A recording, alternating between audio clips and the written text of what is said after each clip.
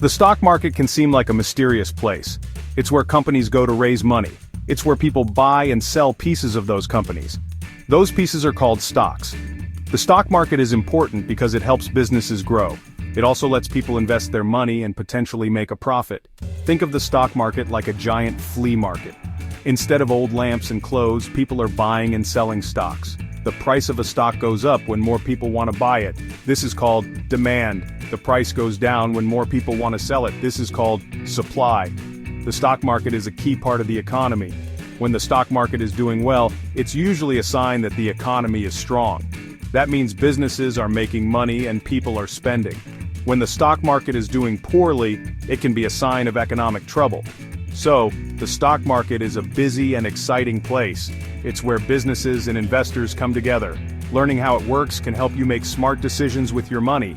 Let's dive in and learn more. Let's say a company wants to grow bigger. They need money to build a new factory or develop a new product. This is where the stock market comes in. The company can decide to go public. This means they will sell shares of their company to the public for the first time. This is called an initial public offering, or IPO. Once a company is public, its stock is traded on a stock exchange. The New York Stock Exchange, or NYSE, is a famous one. Think of it like an auction house. Buyers and sellers come together to trade stocks, but instead of yelling out bids, they use computers. The price of a stock goes up and down throughout the day. This is based on supply and demand. If more people want to buy a stock, the price will go up. If more people want to sell it, the price will go down. Many things can affect the price of a stock. If a company announces good earnings, its stock price might go up. If there's a recession, the overall stock market might go down. It's like a big puzzle with lots of pieces. There are many different players in the stock market. First, we have individual investors. These are everyday people who buy and sell stocks. They might be trying to save for retirement or a down payment on a house. They're hoping to make money as the value of their stocks goes up. Next, we have institutional investors.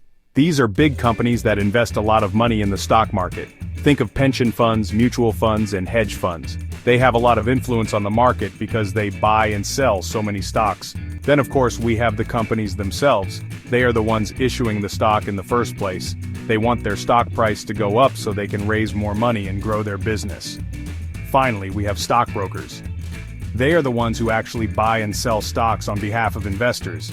They act as the middleman between buyers and sellers. Section 4. Understanding stock market concepts. Let's talk about some important stock market concepts. First up, we have stocks. When you buy a stock, you're buying a small piece of ownership in a company. You become a shareholder.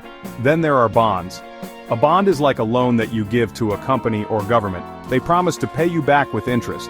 Bonds are generally considered less risky than stocks. Dividends are another important concept. Some companies pay out a portion of their profits to shareholders. These payouts are called dividends. They're like a little bonus for owning the stock. Capital gains happen when you sell a stock for more than you paid for it. For example, if you buy a stock for $50 and sell it for $75, you've made a $25 capital gain. Finally, we have market capitalization. This is the total value of a company's outstanding shares.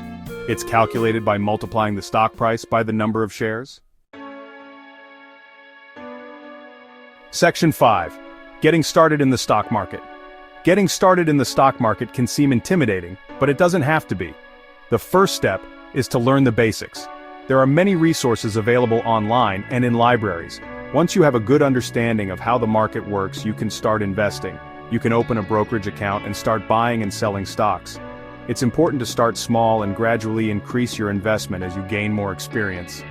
Diversification is also key. Don't put all your eggs in one basket. Invest in a variety of stocks across different sectors. This will help reduce your risk.